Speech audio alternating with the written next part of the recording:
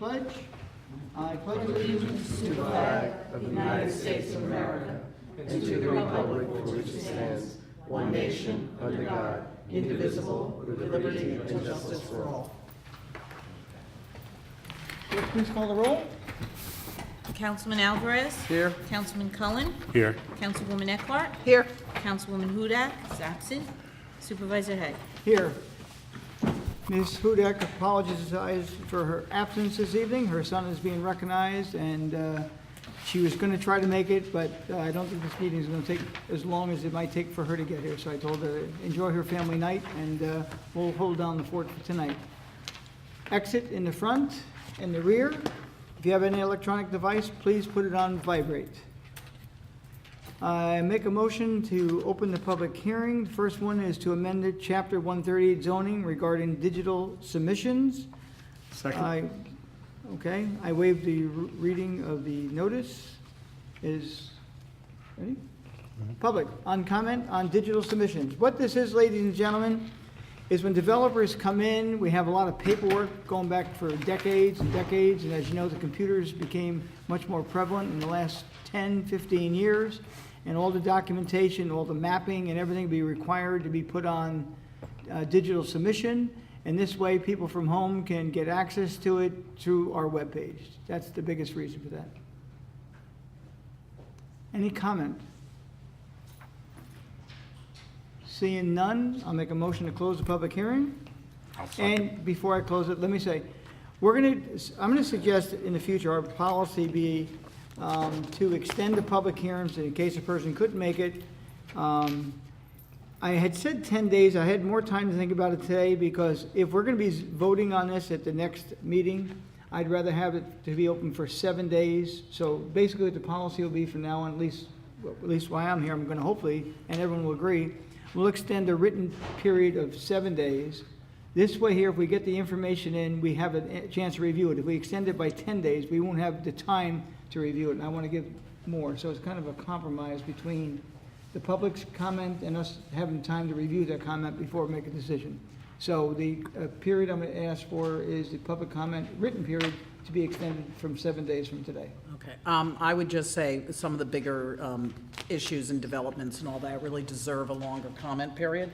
But in general, when there's no comment at meetings, I certainly don't have an objection to 7 days. And what would you think if it was bigger? What time are you looking at? Well, we usually always do 10. Well, For so that, 3 or- days, well. But, I mean, sometimes I think we've even done 2 weeks. I mean, I think it can be, I don't think it has to be a hard and fast rule on anything. Well, the thing is, don't forget, we need time to, read the documentation, and if it's 10 days, it's the weekends and whatever, we don't have enough time to really review the comments and give it justice that the people put into it. So the compromise, I would think, so we can review it. I mean, I don't want them to write, some people will write a book, and by the time you have time to read it and digest it, you're really not giving it its due consideration. Okay, so round one tonight is 7 days? Well, I put in my 2 cents, but Okay. I've 2 already cents, that was more like Well, 5 or okay, 6. As I usual. don't see anybody Okay, talking about this. Close. all in favor? Aye. Aye. Number 2 is amend Chapter 138 zoning to implement recommendations of the comprehensive plan. What that is, ladies and gentlemen, there were some quick fixes the town board chose to do. We have some parcels out on Route 6, warehouses, they've been empty for a long, long time. There was no outside storage in basically the rules and regulations of the town. Nothing like having a warehouse and you can't park a truck overnight. So we made a quick fix, and the comprehensive plan will be coming forward in stages, and this will be one of the first stages to make these changes, and every stage will have a public hearing. Ashley, you want to make any comment to that? So the first. Why don't you just identify yourself for the public? Ashley Lai, Town Planning Consultant. So the first item that the town board adopted a couple months ago was the outside storage regulations. Those have been implemented. This is the second and more comprehensive zoning recommendations that covers quite a number of issues that were recommendations in the comprehensive plan. I can go through those items. I think that would be helpful Yeah. for the Yes. public. So the first section, is a legislative intent that describes the reasoning behind it. The second section is the properties that would be affected, and this local law would affect basically all commercial zoning districts within the town. One of the recommendations of the comprehensive plan was to merge some of the zoning districts that were very similar, such as merging OP1 and OP2 into a single zone that would just be OP, and OP3 would be changed to OPMU, which is OP mixed use, because OP3, as it stands today, allows for some attached dwelling units. It also proposes a new special Route 6 district, which would replace the GC2 district that's along Route 6 between the village of Brewster and the city of Danbury. There's a small section of GC2 on Route 6 on the other side of the village, and that would be incorporated into the GC1 district, which would now be called just plain GC. So I can point you to the section of the comprehensive plan that had those recommendations, and that was figure 5-5, future zoning, as well as table 5-3, proposed zoning districts and uses. And what was the dates that we did that? Wasn't it in August?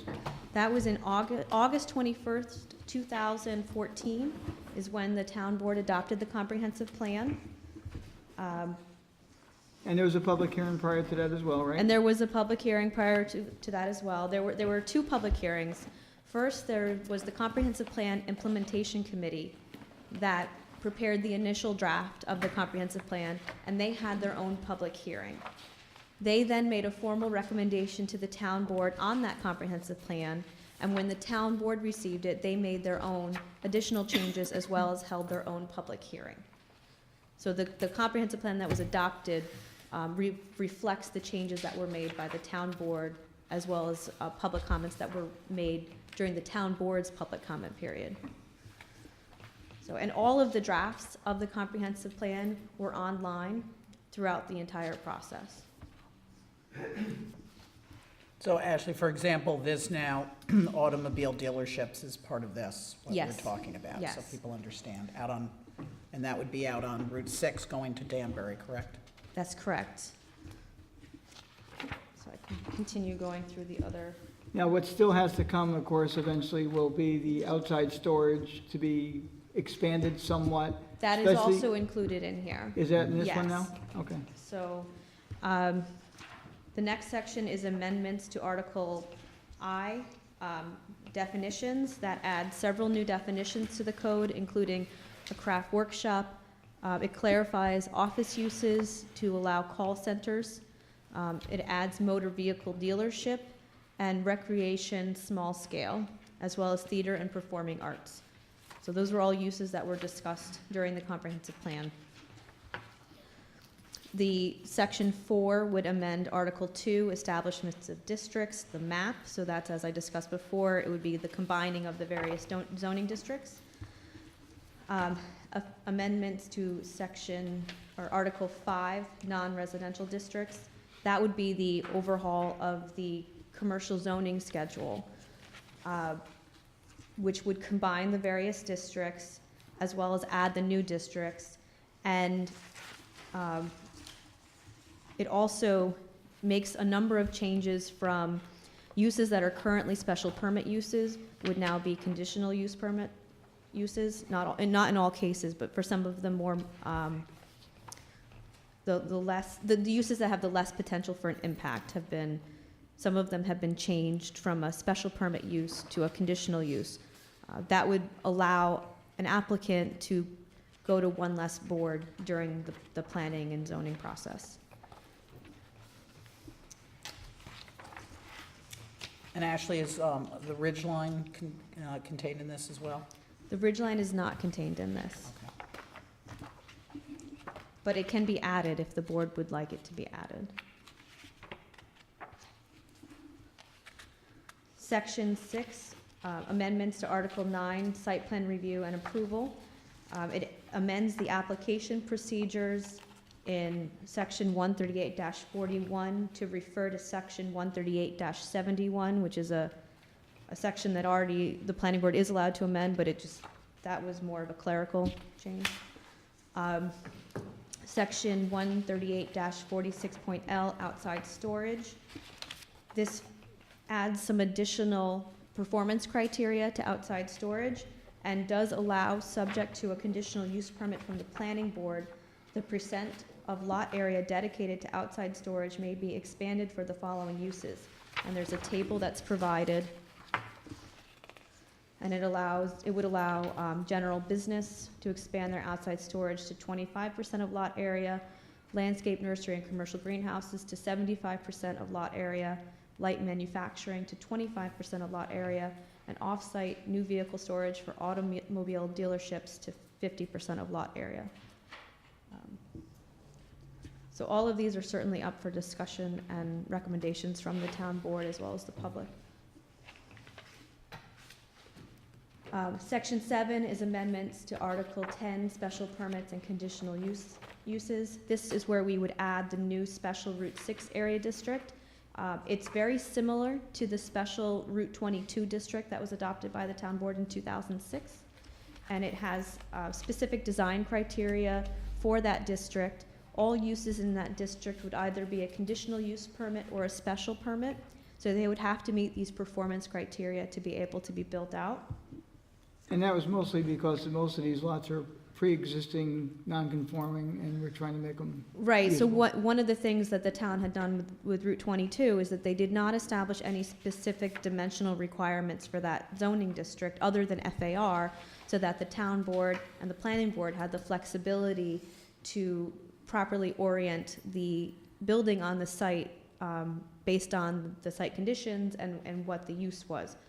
So in this case, there are specific dimensional requirements. However, the planning board would be permitted to waive those requirements or modify them by up to 25%. And a parcel, which has already been through the zoning process, which is state line, if a parcel sits out there similar to that, they would have to conform basically to most of today's regulations. Right, so state line I only brought would that still up. comply to this. Yes, most what likely. I'm trying to say yeah. is, there's many smaller parcels out there, 1.5 acre, 2 acre. Right. You know, if a person has a much larger tract of land, they don't need the They SR don't need they 6. don't need the 25% waiver. So that's why it was formulated this way, is instead of allowing a blanket, no dimensional requirements, we wanted the flexibility there for the smaller parcels that may have more trouble complying with zoning than with the larger parcels that shouldn't have trouble complying with the zoning. Okay.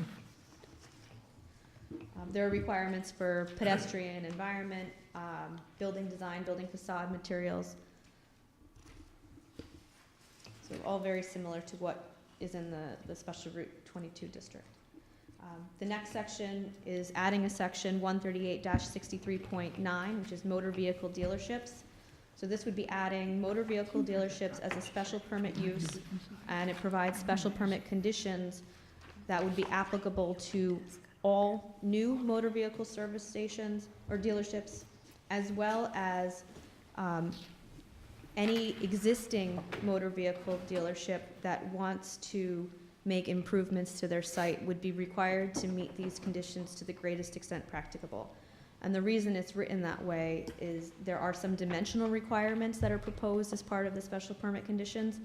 And in some cases, those existing lots may be too small as they stand today to make the necessary visual and other improvements. Not to mention names, but something similar to Brady Standard, Smith Carnes, Brewster Ford, Right. to mention a few, if not all.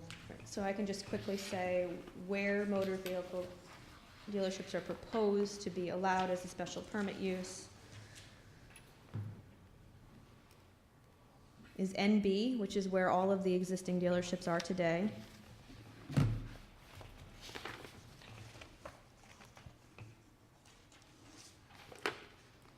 And SR6. And that would be it for the town. Thank you. Are you ready for public comment, or you got more? than Nope, that? and there's some more. Okay. Sorry.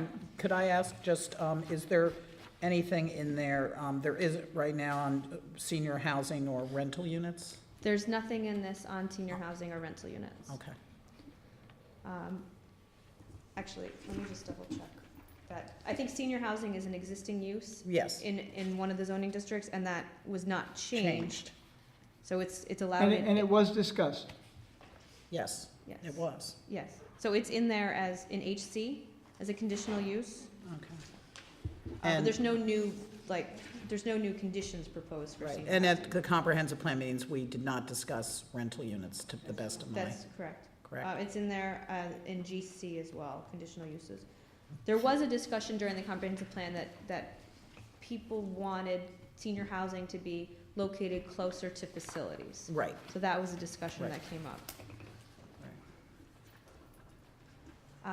The next section, Section 8, amendments to Article 11, off-street parking and zoning. The proposal here is to reduce the minimum or parking space size from 9.5 feet wide to 9 feet wide, and then to eliminate the current allowance of allowing 20% of your parking to be allowed for small vehicles, which I believe was somewhere around an 8-foot wide parking space. So instead of having 9.5-foot wide parking spaces and 8-foot wide, just allowing everybody to have a 9-foot wide, which is pretty standard today. and Ashley, that would comply with the new facility that was approved? That new facility, there were special permit conditions that were adopted specific Right. for commercial, or for commercial parking lots. Right, And those special permit criteria would still apply to that particular use. It would supersede this. This would be for Right. every other use in the right, town. okay. The next section is amendments to Article 17, outdoor lighting. And one of the things that the planning board has noticed, and that was also in the comprehensive plan, is that there are no real caps on outdoor lighting and in terms of foot candles. So this section promotes a greater compliance with the dark sky regulations, as well as puts a cap on the maximum foot candles. So that is the overview. What I passed out this evening for the town board is a draft EAF. So you can take that home with you and get back to me with any comments or questions that you may have on that before it gets finalized. Ashley, I didn't get that. I'll let you look at it now. You You get- got another There copy. should be in it. There's an extra. There might be one down Yeah, there. I can Oh, make, that's, Well, that would be for Liz. I can make copies for Liz. Okay. So, okay. Ashley, do you want this back, ma'am? That's okay. Oh, I okay. have it digitally. You have plenty. All right. Okay, public comment at this time, please.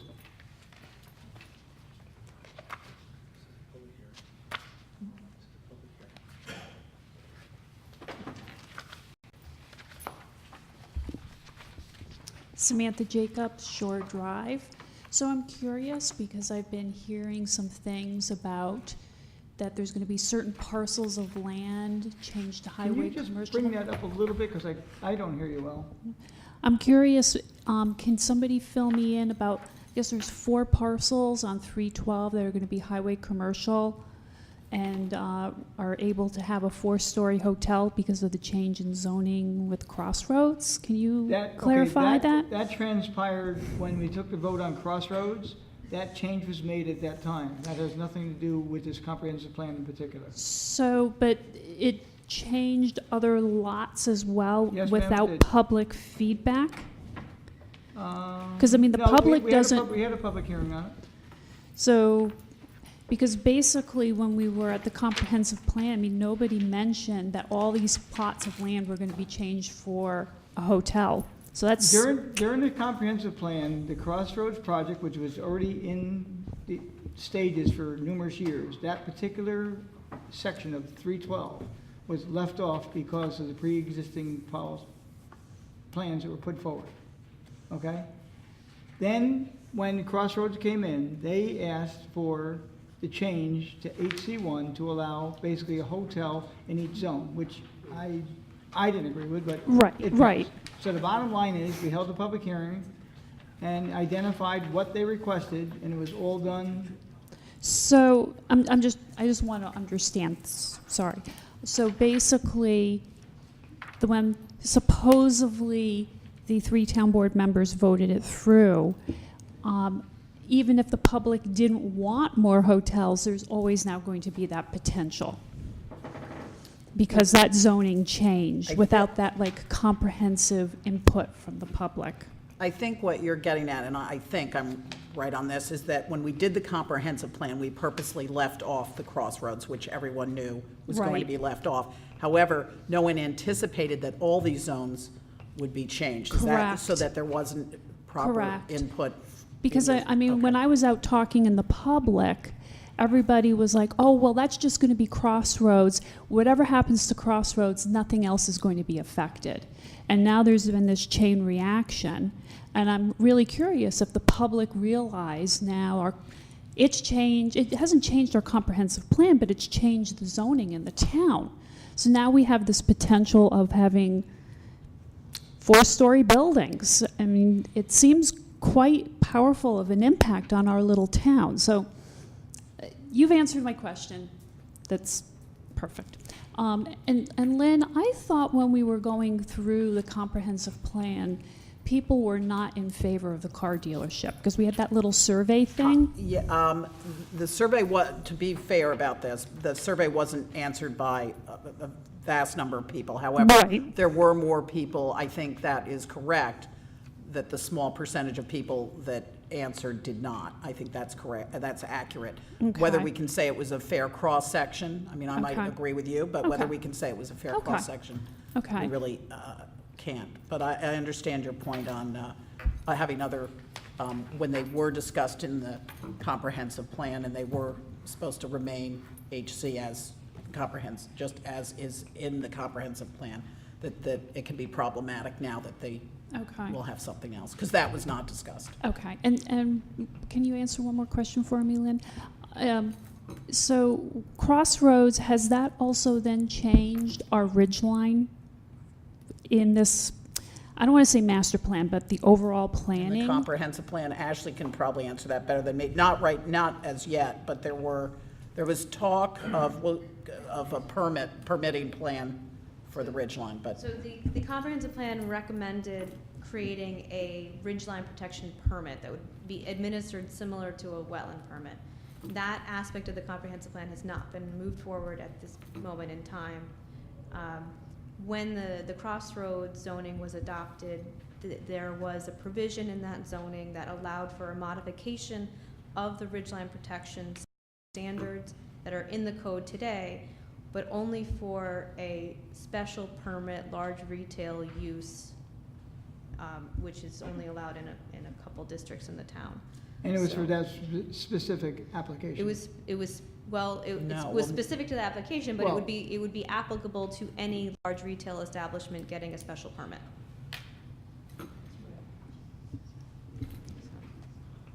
So any of the other HC zones now, it would, Any of the other HC zones where there is a special permit for a large retail, yes, but not necessarily any HC. Just, it would have to be a specific application for large retail. and we do have another HC zone, I believe, that does have a ridgeline, is that correct?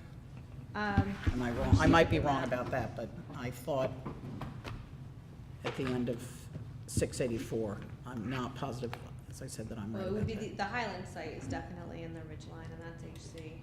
Right. I don't believe that there's any ridge lines in the Route 22 area, which is where there's also some HC.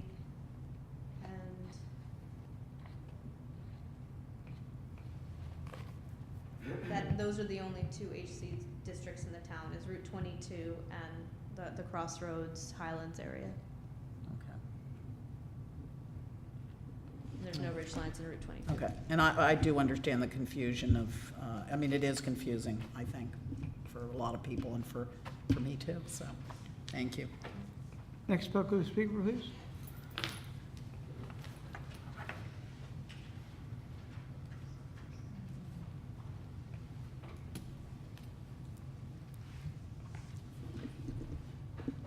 My name is Ann Finizzi. I have the beginnings of a rather lengthy statement, and that will be written. I completely challenge the legislative intent. The comprehensive plan, the parameters, the original purpose was to revise a small portion of the master plan. It was not to update the comprehensive plan at all. I stood there and I stood at the planning board. It was to exclusively deal with issues arising from certain sections of the GC code that extended into Connecticut and applied to Route 6. The revision was an outgrowth of business people chafing under the limitations of that particular code. And we had vast numbers of people, business people, attending many meetings, especially the outdoor storage. There was some discussion about upgrading properties, such as the motel, signs, etc. Business people attended, as I did, and as several members of this community did. There were many meetings centering on this particular location only, not as the legislative intent misrepresents. There was no indication, and I have looked to 2013, 2014 to find statements from neither this board, myself, or other members of the community that said, for example, that a common theme emerged through the visioning sessions for the comprehensive plan as the public discussed the types of uses that should be allowed in the town's commercial corridors. No such animal ever took place. And I attended most of those meetings, as did many members, several members of the community. And I said, well, maybe, senior moments are coming upon me. But the general consensus was that it wasn't the use that mattered. Au contraire. There was one person and one person only who time after time after time at that meeting who insisted that motor vehicles be part of that code. And that was the chairman of that committee, with whom we have now filed an ethics code. And we want to know what is the determination of that. He was the only one who brought it up. No one else did. As a matter of fact, when it came to discussion, we all said we didn't want it anymore. We supported the previous code and the intent of the previous code to limit motor vehicles. But that gentleman insisted over and over and over again, to the point that it is now included. And I'm very disappointed in the planner, because did you write this? Did you write this legislative? You wrote it. Okay, good. Let me see. That it wasn't the use that mattered as much as what it looked like. Well, we had what it looked like as one of the factors, no doubt about it, when we discussed the Route 6 corridor leading to Connecticut and leading to the village of Brewster, because we did not want gateway, and I still consider it a gateway because it's a gateway to the village. And that there not be a glut occurring. As such, the comprehensive plan update recommended that the town seek to retain and enhance existing commercial development within the town by legalizing existing uses and so forth and so on. So that when I picked up, and again, I want to thank Michelle, when I picked up this, it was shocking to me, because I saw various zones and the uses that those various zones were permitted. There practically isn't one zone that will not have a hotel or motel attached to it. And under a conditional use. Now, who grants the conditional use? Not the town board. The town board only grants the special permit. The conditional use goes to the planning board. And again, I'm looking to that gentleman. So we now have the collapse of OPs to OPMUs. Now, I'm going to bet you dollars to donuts that when Mr. Lepler comes here, we're going to have another code coming in. Is it going to be OPMU? At what comprehensive meeting?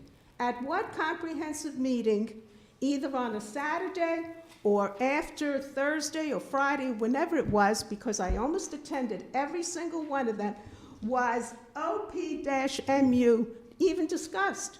We didn't discuss it because we were not discussing the zones for the various towns. This was supposed to be simply a master plan revision to accommodate, well, maybe justified concerns from the business people of Route 6.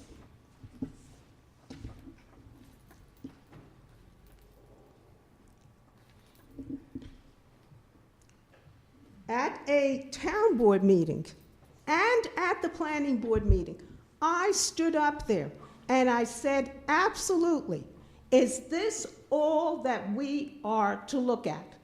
And it was said, yes.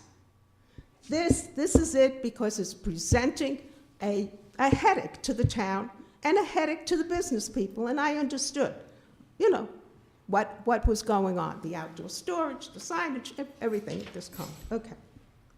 I specifically stood up to confirm from the board and the comprehensive plan, and I spoke to you, Lynn, are we dealing in any way, shape, or form with Crossroads? Absolutely not. We're not touching it. This is not going to be part of our mandate. So now what we have is an end run. The applicant comes in and has the audacity, the impunity to present his own code. He petitions the board to change the code. Well, we'll see about it. Okay? I mean, it is beyond me. Now, before we knew it, at one meeting, all of a sudden, I was presented with papers that looked like this.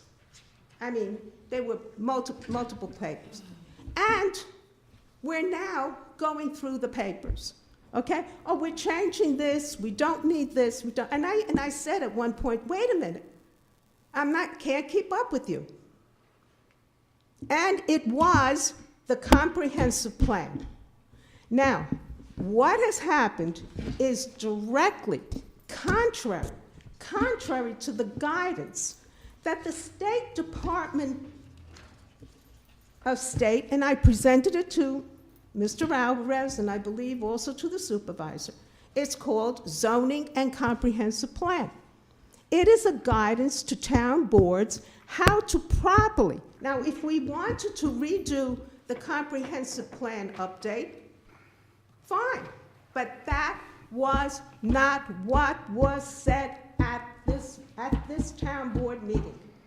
It was to be limited, it was to be exclusive, and that's why we had meetings, sure, a lot of them, 6 or 7. But if we had had an actual comprehensive meeting, look at all the things Miss Ashley Lay, who is the town planner, went through just tonight. And I'm trying to absorb what she said. Now, I have the tape, and I am buying on my own dime every single tape that I can get out of every meeting on which the comprehensive plan was discussed. And I want to tell you, there better be what has been said here. Because I was there. Did I attend every meeting in here of the town board? No, because unfortunately, there were other things going on, okay? All right. Now, I also got up and I made reference to the fact that we didn't have enough time, that we really needed more time. And I wrote a letter, and I have the letter, where I criticized the process of the comprehensive plan, the whole process. First of all, there was not one resident on that committee. It was all public officials, and one member of the Chamber Board. Number two, there were times in which people didn't even attend the meetings. I attended, but I counted because I used to keep my little attendance book. You know, I'm still a teacher. Okay, I can't help it. Okay? Now, the planner. Now, when we went off reservation, she should have said, look, we are now broadening up our task, but this should have come from the town board. All right? We're going away from Route 6 and whatever, and so forth and so on. But now we have a ridge line that's compromised. We have a height that's compromised. We have a process that leaves a great deal to be desired because residents were not part of that process. We were not participants. We were spectators. Now, you may say, oh, well, there were about 19 or 20 people that answered the comprehensive planning survey. Well, these good people, fine. They're the one, it's like a vote, you know? Well, 50 people came. Well, 50 people, they're the ones that were either interested or anything. If you look at that comprehensive planning survey, there practically isn't one that says, it's quite all right to have another motor vehicle dealership there. Quite all right. There isn't. And they say a great deal. They say a great deal. And we need to review that survey. So what I am saying,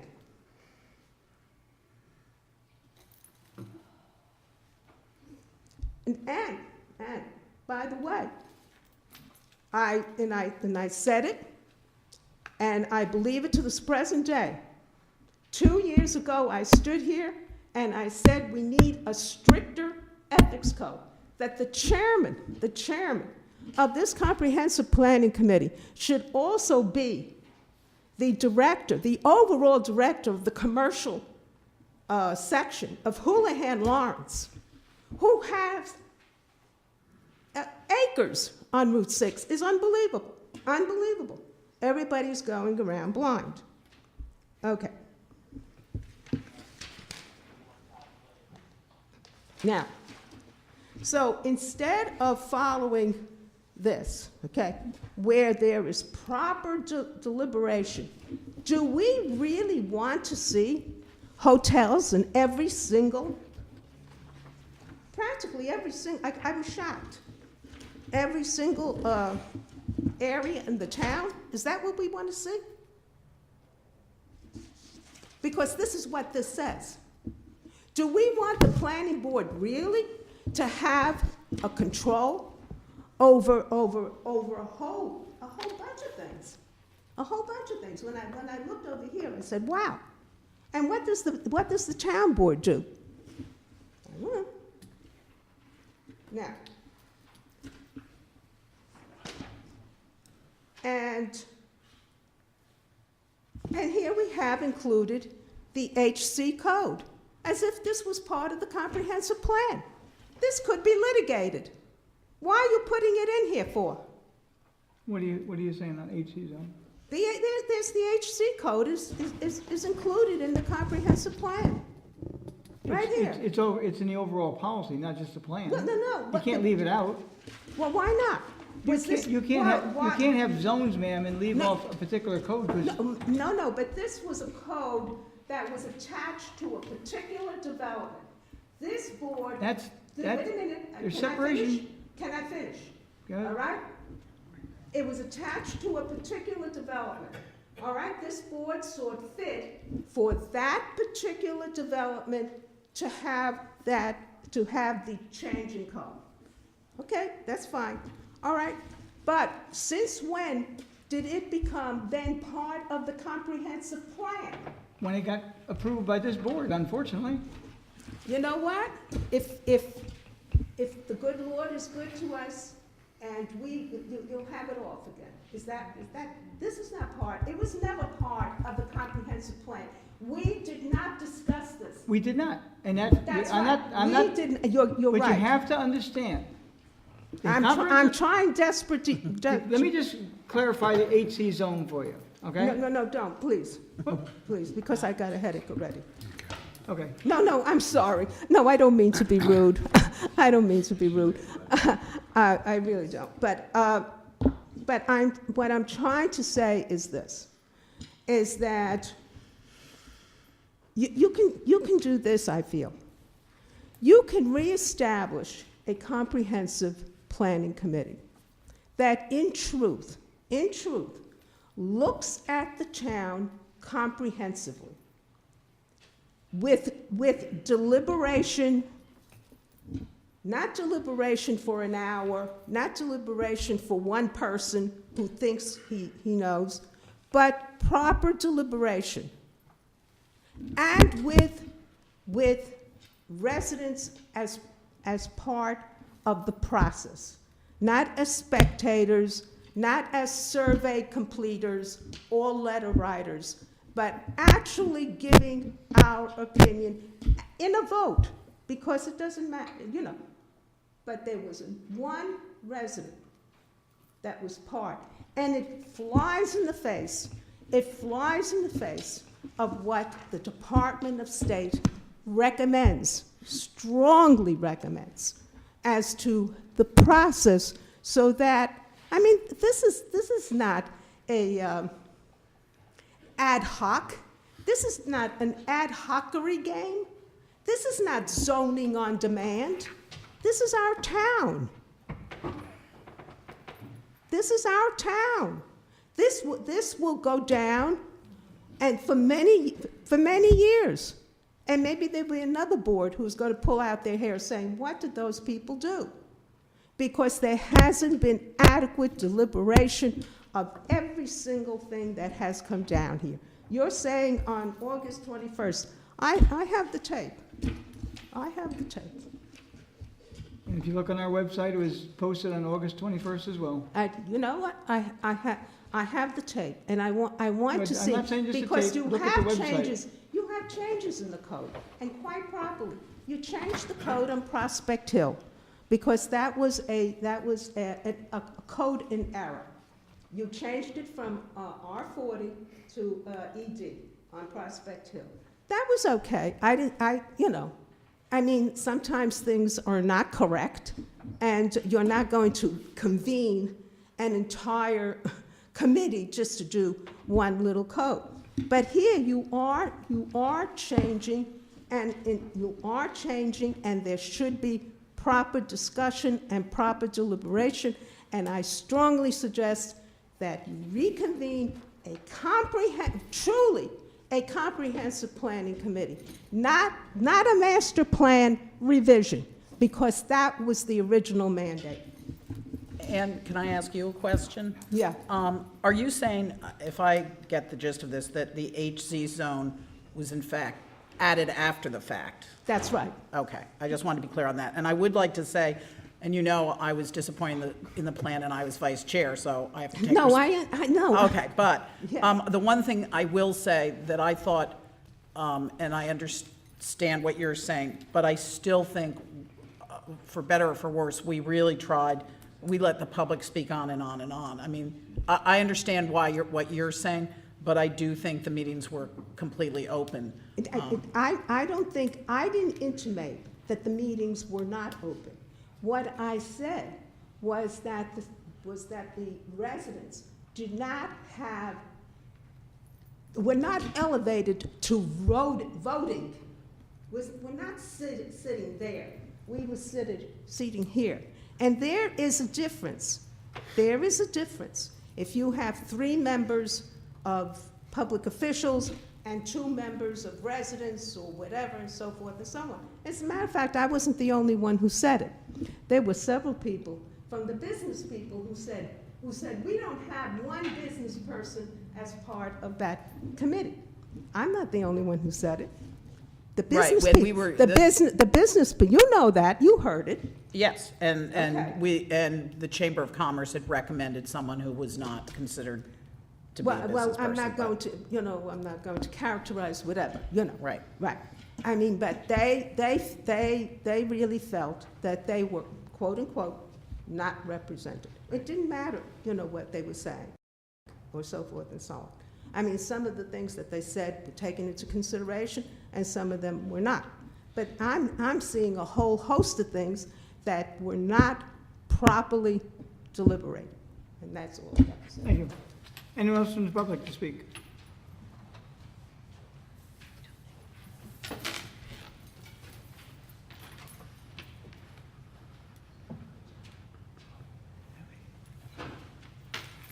Hi, I'm John Lord, I'm a resident.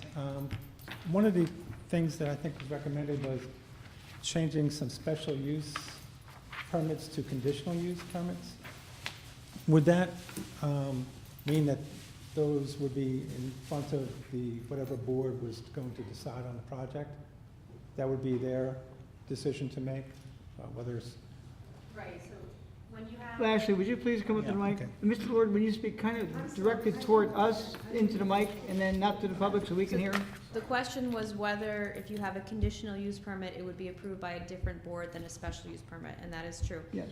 The special permit uses and the conditional use permits both have performance criteria that need to be met in order to be approved. The difference between the two is that a conditional use permit would be granted by the planning board and a special use permit would be granted by the town board.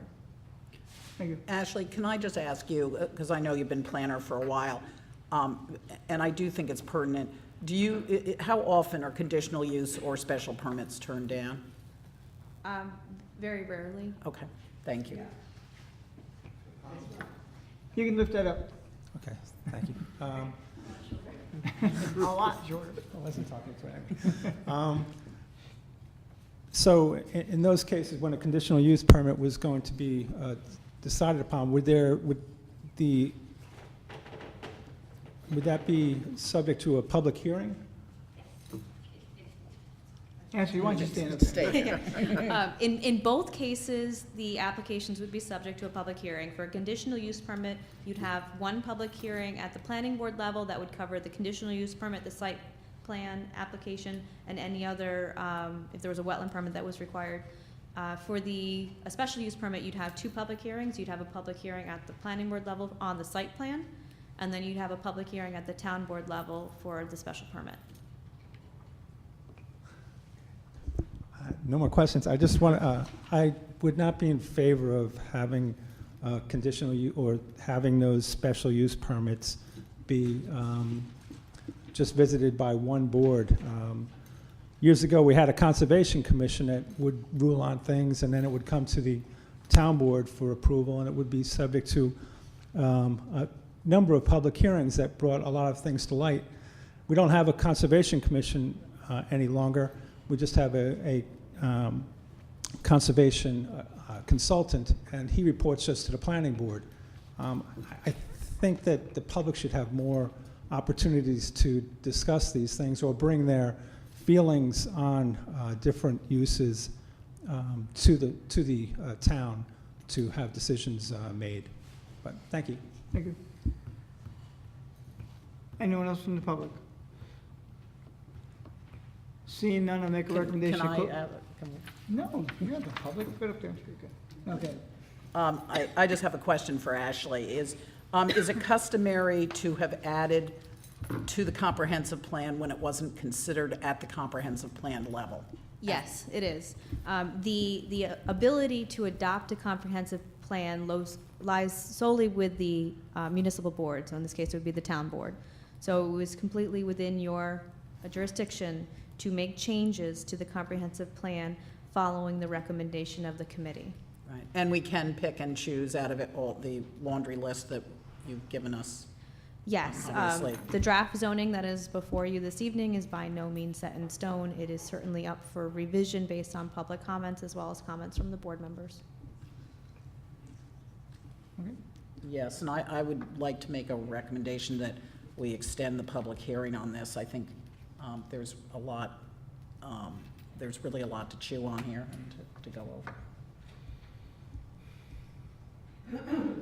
It's going to be discussed at the planning board on this coming Monday. So I think it would be appropriate to extend the public hearing until your next town board meeting, so you have a chance to digest any comments from the planning board, as well as any comments from Putnam County Planning that may have come back. Okay, I'll make a motion then to hold the public hearing open until our next meeting, which is the 23rd. 23rd of April. I'll second. Aye. Aye. Aye. Okay. Next is number 3, to amend chapter 96, noise. Somehow I got carried away with all the 138s, and I put 138 instead of 96, but that's been corrected. Okay. As you know, I'm the only one so far that's not in favor of this proposal, but here's what's happening. It's to amend chapter 138 of Town Code Zone, to amend section 138 noise. Now, there seems to be a discrepancy here now. What is going on? It's 96, Who wrote the note? Okay, 96. Okay. Noise. To clarify regulations regarding prohibited noise associated with construction activities on Sundays. Copies of the full text are available at Town Clerk.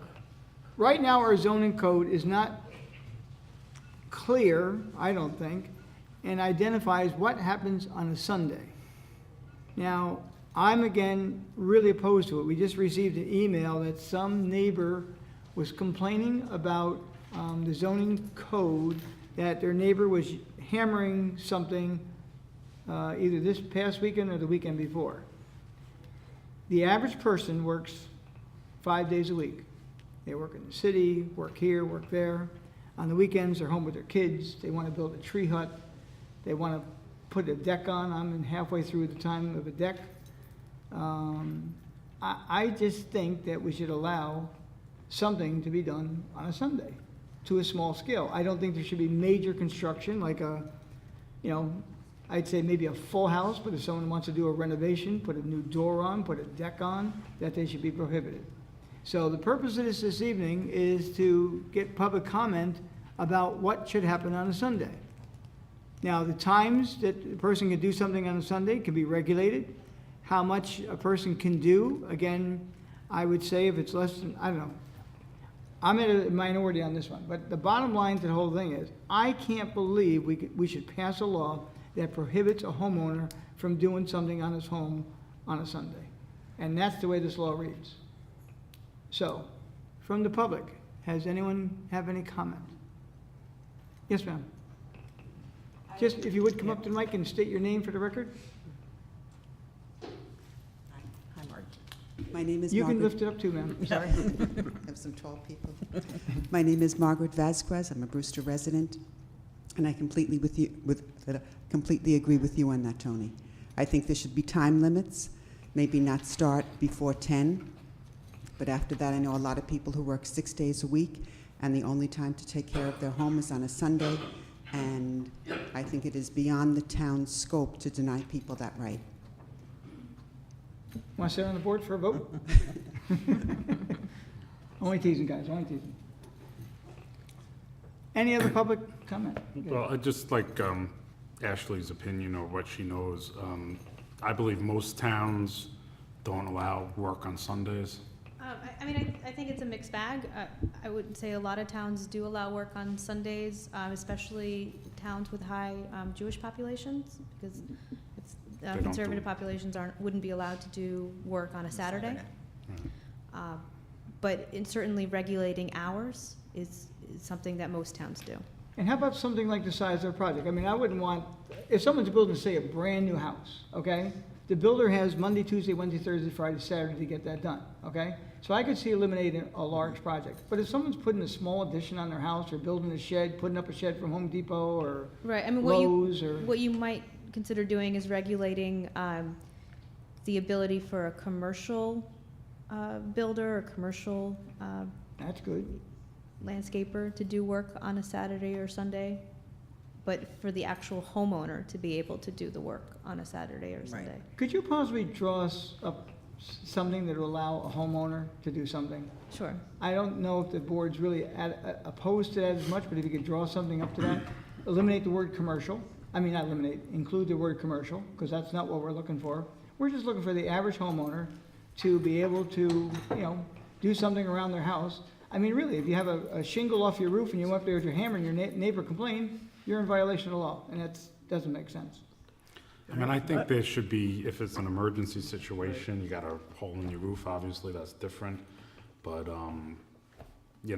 the people that are off on a Sunday don't want to necessarily hear people banging and stuff like that either. And, I mean, even a lawnmower is, don't stop, noisy. man. Well, I'm Well, just no, saying, but we do allow, right now, we allow leaf blowers and weed whackers on Sundays, correct?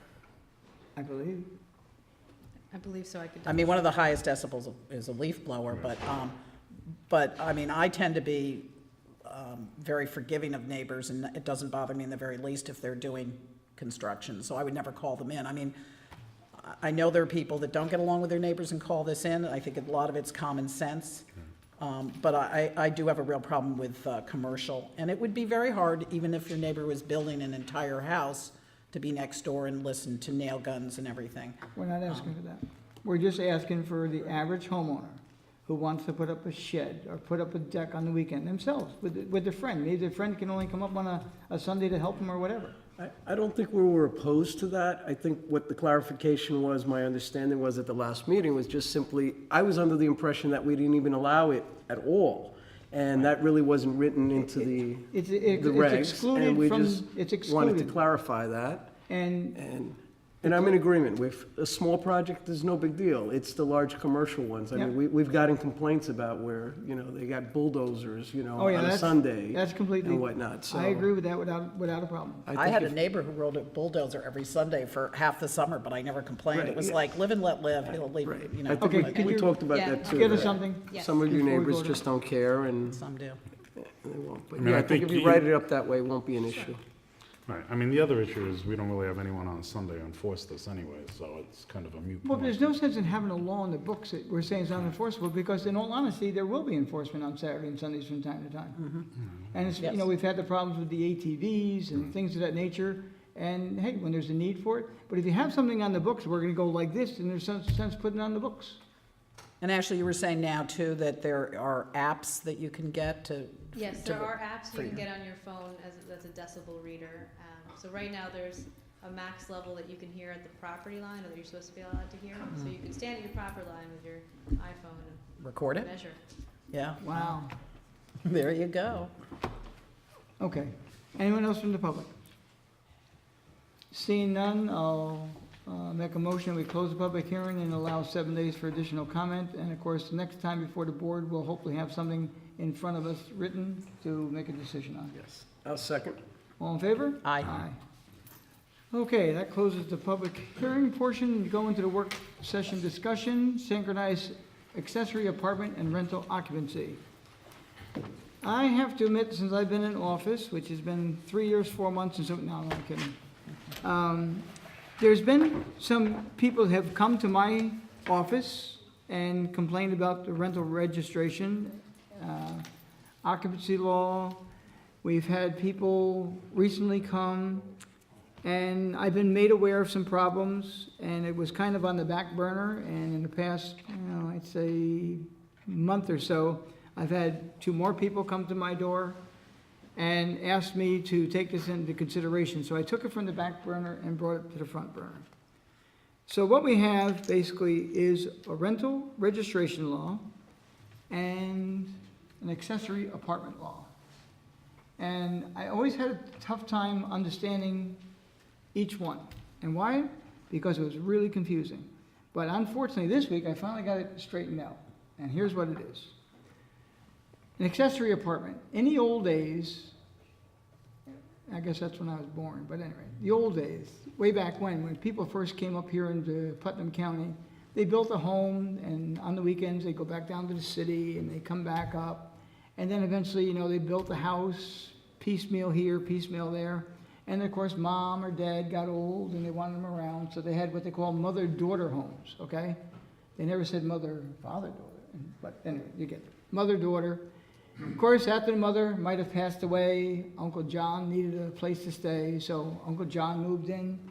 And Uncle John was kind of old, and after he passed on, they had a place to rent. So everyone started renting out their apartment to someone in need of a home.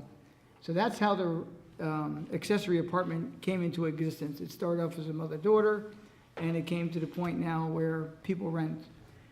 It didn't go anywhere for a long, long time until they passed this particular law, which I thought was a good thing. The only thing is they had to make them legal. And how did they do that? They had to go to the Department of Health and prove that the fact that you have X number of people living in a house, they could tell if their septic is viable for it, they have enough water. So they were being regulated. And as you know, probably 20-something years ago, there was another influx of people into the town, and we got into more overcrowding issues and things of that nature. So the rental registration is more geared toward apartment houses, okay? Anything more than 2 units, because an accessory apartment, you only can have one accessory apartment on a property, okay? Some rich people have a house and they have one for the caretaker, okay? So that would be considered an accessory apartment. If you have an apartment house, then you would have our condominium sometimes or whatever. So the bottom line to this here, the way I think we can solve this. Now, I only found out this week that the people who have what they call an accessory apartment are actually charged twice. And I really found that quite confusing. Why would we charge a person twice? If you go to the town for an accessory apartment and you jump through all the hoops, they know what the purpose of the accessory apartment is. It's to rent it out. That's what you're doing.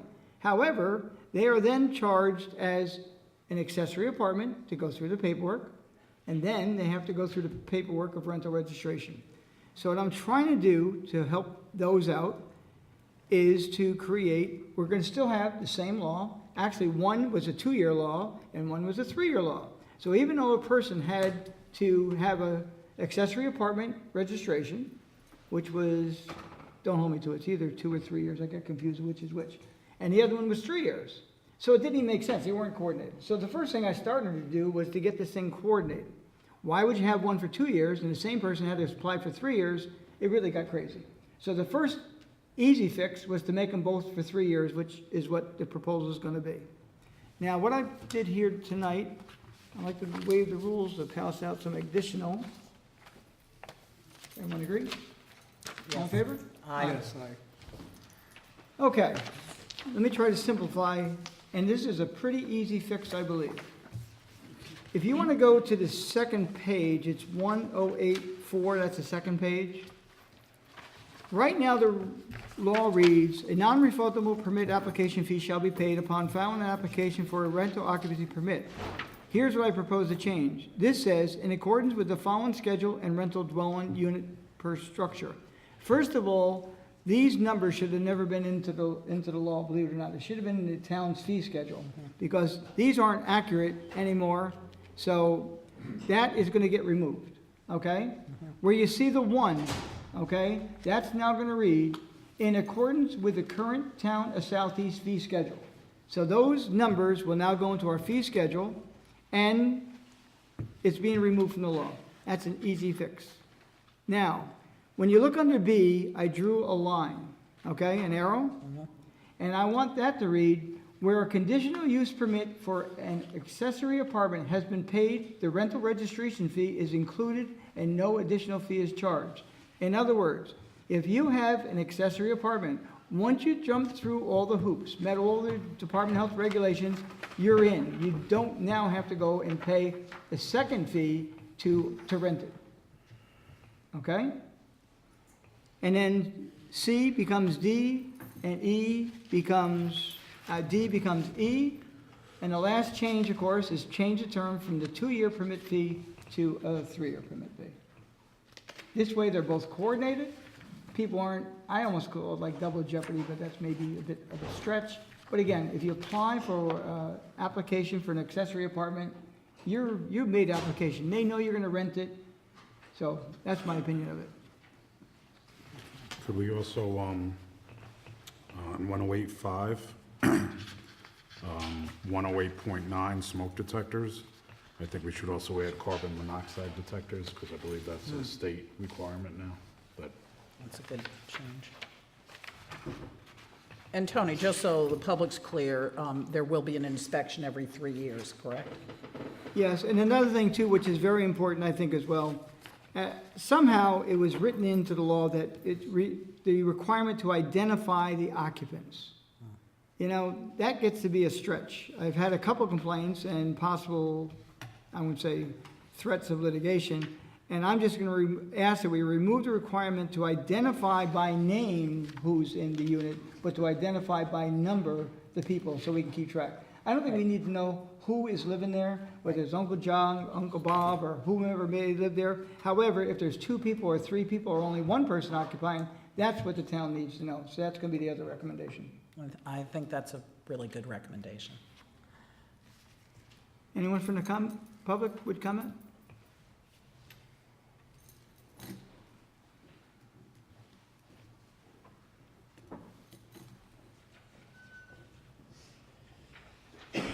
Good evening. Thank you, Supervisor, for bringing this to attention. I'm David Hare, a resident, Milltown resident since 1979. There's one other thing I think we should point out, and also to clarify. The permit is for a certificate of occupancy on the auxiliary apartment, and the other one is rental registration.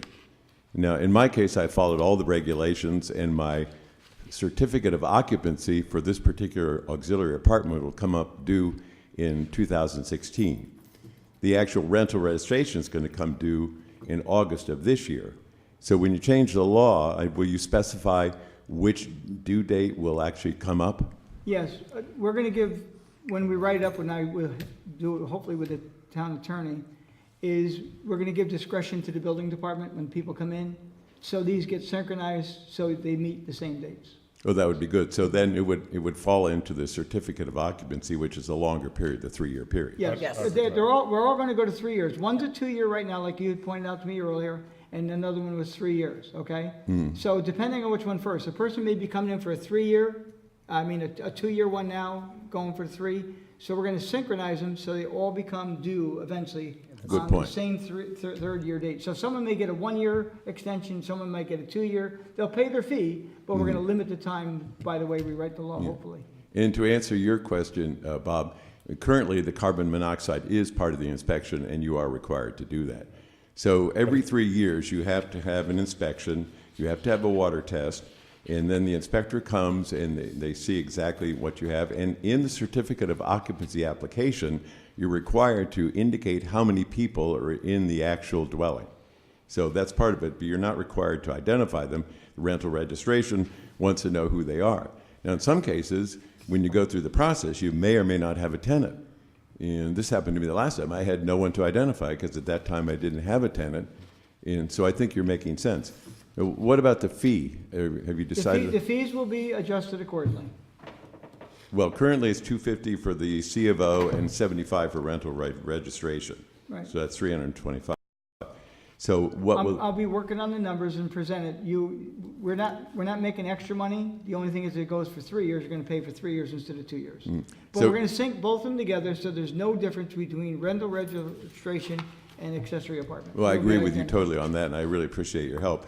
But the question is this for revenue, or is this for Actually, code regulation? we're going to lose revenue and they'll start beating me up, but that's okay. It's the right thing to do, I believe. Okay, well, that would be good. The other thing I think shouldn't be brought up is what happens.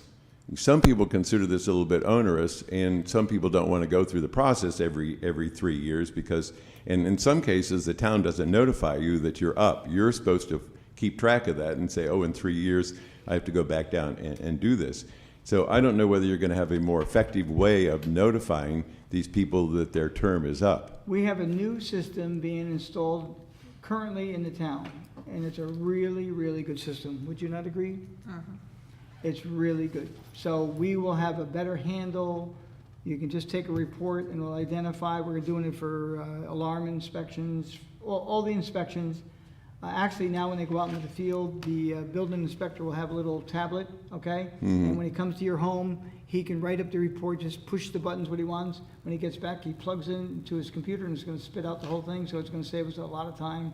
And it's much more efficient because computers are keeping track, not humans. All right. I think what you're doing is an excellent move, but because what happens is many people don't declare their apartments.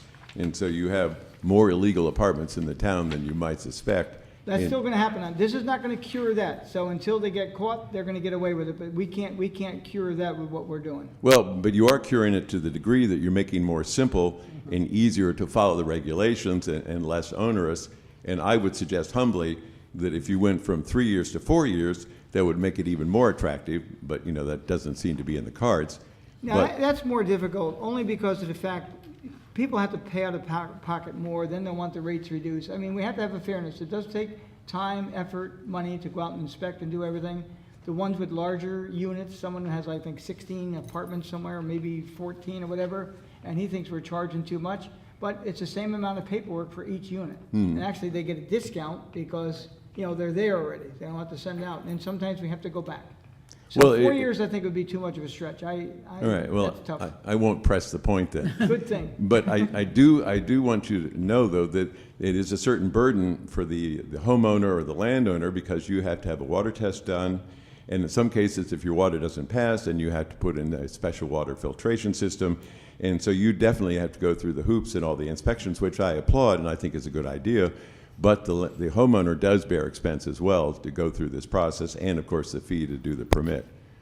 So at this point, you're going to propose the legislation and it'll be voted upon when? Well, the next meeting, I'm gonna put forward the proposal, the proposed changes, so we can see the fees and everything, and hopefully after that one, probably 2 weeks later, get it passed. All right. Well, we have to have a public hearing now, Oh, yeah, that's right.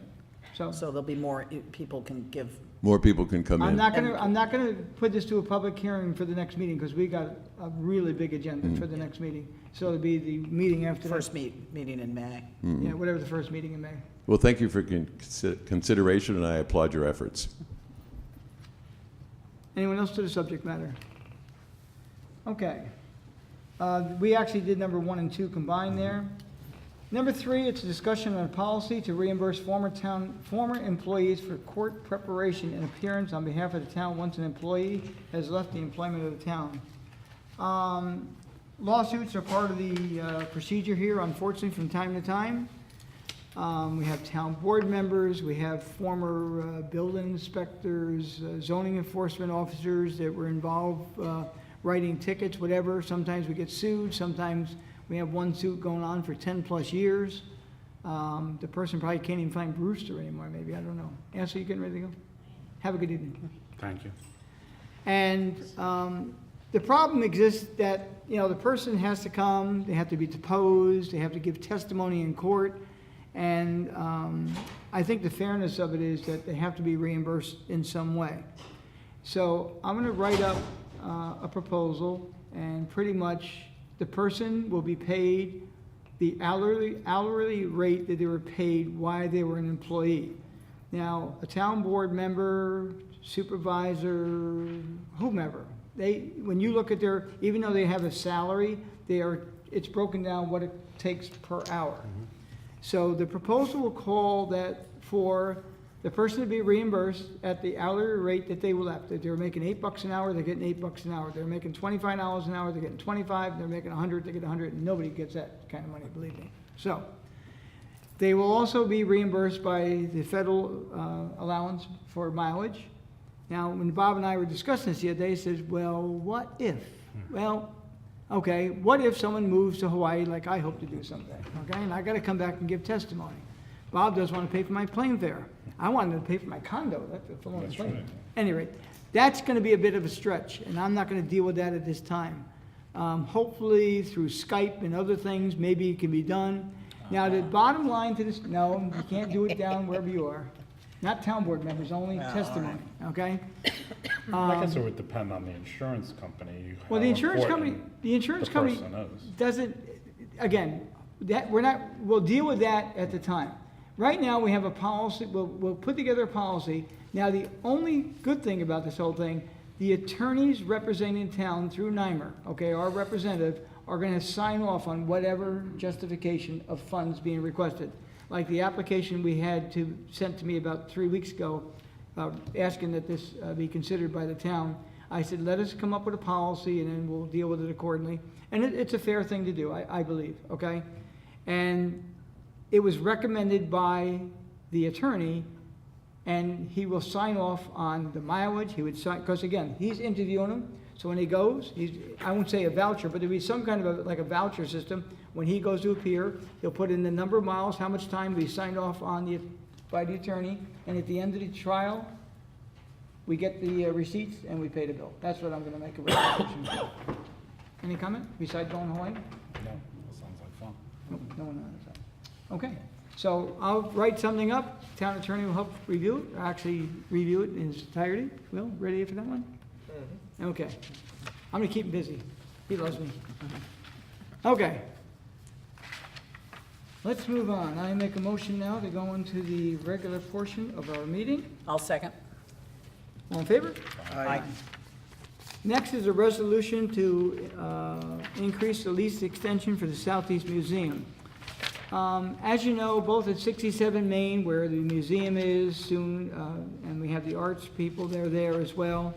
When they go to seek grants, they usually want a 7-year lease. And the reason for that, if they've made application for a grant, they want the person who's applied for the grant to, reap the rewards of the grant monies. And it seems to be 7 years is what the standard is.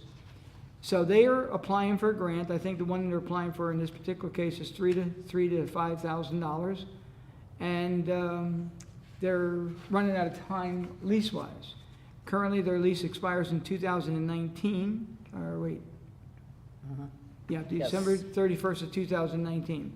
So what I've written here is, let me read it. Whereas, in order for the Southeast Museum to apply and possibly obtain a grant, most grants require the applicant to have a minimum of a 7-year lease, which would allow the applicant time to benefit from any grant improvements made to the premises. Now therefore be resolved that the town board hereby grants a lease extension to the Southeast Museum for an additional 4 years. The term of the lease to expire December 31, 2023, and be further resolved that the Southeast Museum fails to obtain the grant on or before December 31, 2017, the lease extension would be null and void, and the lease termination date will revert back to December 31, 2019. Now, you're gonna say, Tony, you're only asking for 7 years, but you're giving them like 8.5. The reason we're doing that is they are applying tomorrow, okay? So in this case, they may or not get it, but it gives them another 1.5 years to get it, because in 3 years from now, they might come back and say, hey, we got this great grant, and we're gonna have to do it again. And I don't think we're gonna throw them out in the street, so it's, what are we gonna do in December 19th? Probably extend it for another period of time, so it's just something that allows them to go get us some additional monies, and that's the proposal on the table. So I move it. I'll second. Discussion. All in favor? Aye. Number 2 is a resolution for Tier 4 home rule request for Maureen Cowan. I'm going to move them both at the same time. And the other one is for Anne Marie Milano. I know you're going to say to me, you did this last month. Yes, we did. What we did, we asked state for a home rule number, basically. You have to do it in 2 steps. You send it to the state, they identify it by a home rule number, and they provided it to us. So with both, we now have home rule for both the Senate and the Assembly. I want to thank both Senator Murphy and Assemblyman Katz for getting this done quite quickly for us. And I would like to move both on behalf of the town board. I'll second it. Discussion. All in favor? Aye. Okay, I'm going to now make a motion to make a request to the town we're going to go now back to the state again for them to prepare a home rule request for Springhouse Estates. As you know, when Springhouse Estates had their water system put in, the new system, that some of the financing from the old plant could not be rolled over into the new plant because of various regulations by the state. It's around $300,000 and change, and what we're requesting is that it'll be for an extended period of time, which will allow us to fund it over a longer period of time. It will help, I won't say reduce their costs, because as you know, it's around $3,200 a year that they're currently paying, but it will help them to, get one lump sum and extend it for a longer period of time to help reduce their costs. So I make that motion. I'll second it. Discussion. All in favor? Aye. Recognition of the public. Recognition of town board members. We were just going to talk about the fireworks briefly. This year, they're going to be held in the same location on Independence Way over by the Worcester Highlands, DeChico's, Home Depot, however you want to refer to it. It'll be July 3rd this year as opposed to on the 4th. So it'll be July 3rd, and the fireworks show should commence around 9:30. Once again, we're asking the residents to donate some money if at all possible. It's privately funded, simply through donations, so if you'd like to send a check to the town, just send it to the town address, 1360 Route 22, of course, and make it out to Southeast Fireworks. We also have a Gmail account. Bob, I'll ask you to help me with that one because I always seem to get it wrong. It's a PayPal account. PayPal, thank you. And it's southeastny@gmail.com. And you could, if you have a PayPal account, you could send $5, $10, whatever. If everyone sent a couple of dollars, it would make it a lot easier for us. And a lot of the businesses have been very generous, Yes, correct? they really have. Anyone else? And just to add, July 3rd is a Friday. It's actually the legal holiday because the 4th is a Saturday. So it's the start of a 3-day weekend. So we figured it'd be better. And apparently Putnam County is not having their fair, right? Right, at the moment, they say there are no plans to have the fair. They might consider opening up the grounds for maybe, like I heard, a petting zoo, or quite possibly have some type, the restaurant there is open by then and whatnot, but more like, just open the lawn, have people come bring their own chairs or blankets and view the fireworks from Tilly Foster. But at the moment, there's no plans to have the fair like they did last year, but that could change. And the, oh no, I was just gonna say, if people park at Tilly Forster, that would alleviate a lot of the traffic concerns of cars. A lot of people are upset because it takes a while to get out of Independence. I think they're Way. considering that that's something that they might do, but it hasn't been official yet. If they're gonna divert traffic to Tilly Foster or not. Okay, much more immediate, after this brutal winter, and it still feels like winter, townwide cleanup, and I'll be harping on this as much as I can, is going to be the weekend of April 25th and 26th. That's Friday and Saturday. I will be downtown in front of... Saturday and Sunday? Yes, Saturday and Sunday, I'm sorry, not Friday and Saturday. Saturday and Sunday, I'll be downtown at 67 Main Street, handing out bags and other supplies that'll be needed from 8 in the morning till noon, or under the Cameo marquee if it's raining. Residents were great last year. I'd like to make an even bigger effort this year. So much was buried under snow that any help anyone can give would be really wonderful. And next on my list is Bob Cullen brought to my attention and made a suggestion that, for those of you who don't know, toll booths have been proposed right now in the real planning stages by the state of Connecticut to be put on the border on I-84. Senator Schumer came out against this, but in regards to I-95. So I did outreach last week to Senator Schumer's office, Senator Gillibrand's office, and Congressman Maloney's office. I've already had great results from Senator Gillibrand's office, so thank you to Susan Spear. She met with the Federal Highway Administration today, and I'm going to read her brief synopsis of the meeting. Obviously, we're very concerned because our secondary roads would suffer more than they already do, because people will do almost anything to avoid a toll. So Susan wrote this afternoon, I spoke at length with the Federal Highway Administration officials earlier today about the Connecticut toll proposal. Connecticut has one of 15 national pilot program studies underway as part of a federal congestion pricing program. The Federal Highway Administration will look very closely at any proposal by Connecticut to see if it meets traffic congestion management criteria. Once Connecticut has developed its proposal, it will go through an environmental review process and a US DOT, Federal Highway Administration review process. Input from local officials will be a strong consideration during those review processes. I made the Federal Highway Administration aware of your concerns, and they will keep me apprised as we go through the process so we can make sure that any Connecticut proposal does not adversely impact New York communities. I did speak with her on the phone. It sounds like this is not going to meet the congestion management criteria, as it will only congest the roads in New York.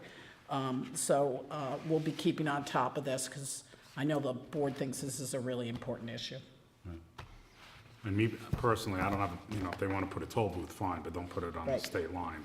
Put it in a mile or 2 miles. That way it doesn't affect traffic where people are definitely going to be getting off. And there was a newspaper article last Sunday in the Connecticut News-Times where they were talking about the possible tolls, and people freely were saying, well, I'm just going to take Milltown Road, and avoid the toll. So that's something we don't want.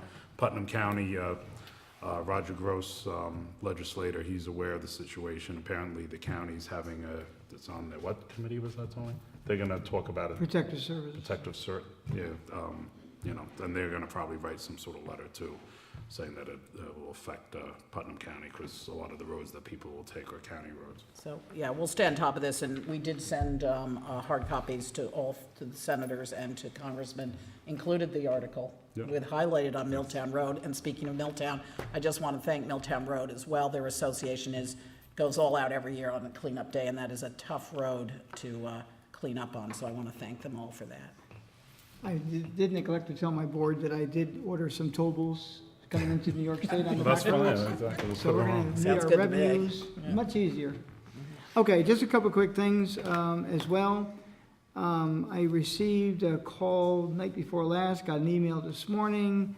I guess Connecticut is proposing possibly 3 casinos, and one is gonna be by Sawmill Road here, right by where they're gonna put the toll booth. Yeah. Now they're gonna be getting around the toll, it would be an absolute mess. So, I'm gonna either ask Lynn or Bob if they can attend that meeting. I think I forwarded to you already, whatever. Yeah, there's one, Again, it's speculation now. You know how long it took to get casinos here in New York State. If it takes as long there, the toll booths will have collected $100 billion by then. But it's something that's being considered, and we have to watch. Don't forget, tomorrow night after 11 o'clock, the railroad tracks at Route 312 are going to be closed, okay? It's going to reopen approximately 12 noon on Monday. So if you're heading that way, just stay away from, now look, you can use 312, but if you plan to cross the railroad tracks, say you want to go, to Home Depot, or you want to go up into that shopping center, you got to go around. I know Prospect Hill is not going to be an option, but as you heard a couple weeks ago, they're going to be working on that in the next couple of years as well, finally. So again, the railroad tracks, Route 312, the railroad tracks in Dyckman's, you can go right to the railroad tracks, and you got to turn around and come back. If you're coming in the other way, you can go right down and go up Ice Pond Road, but you got to go back. You cannot cross the railroad tracks. I want to let everyone know that there's going to be a controlled burn at the Bog Brook Conservation here in the town of Southeast this coming Monday. Of course, you can't burn, and they're breaking their own rules, but they make the rules so they can break them, because you cannot burn in New York State until now May 16th. Now, the reason they're doing Monday, April 13th, there's only one day a year, believe it or not, they can burn. And someone has calculated the only day that they can do it is that day, because the bog turtles are either still in hibernation, it's dry enough to do it. So if they don't burn, last year it got canceled at the last minute because of the wind, but one day a year they can try to do a controlled burn of the weeds and whatever's going on in the swamp up there. So the DEC has notified all the police agencies, fire departments, everyone's aware. They made us aware today. And if it happens on Monday. And so if you see something burning, if you call the fire department, they're going to be aware of what's going on. It's a controlled burn. And just briefly, if you notice going out on Route 6, going out toward Connecticut, on the left-hand side of the road, a whole bunch of trees have been cut down recently. No, they're not taking them off the wires, which we've asked them to do for the past 4 years at least. They're creating, the New York State DOT is going to have some drainage issues there that they're resolving somehow by cutting those trees down. So there's one right there, there's one by Route 121, and if you go further down by where State Line's going to be, there's another small section of trees cut down. And that's one of the more calls that we're getting, what's going on there. Sometimes we don't know what's going on in our own town because they don't tell us. And believe it or not, the DEP went down to 1 Main Street, asked a question, and they're talking to me.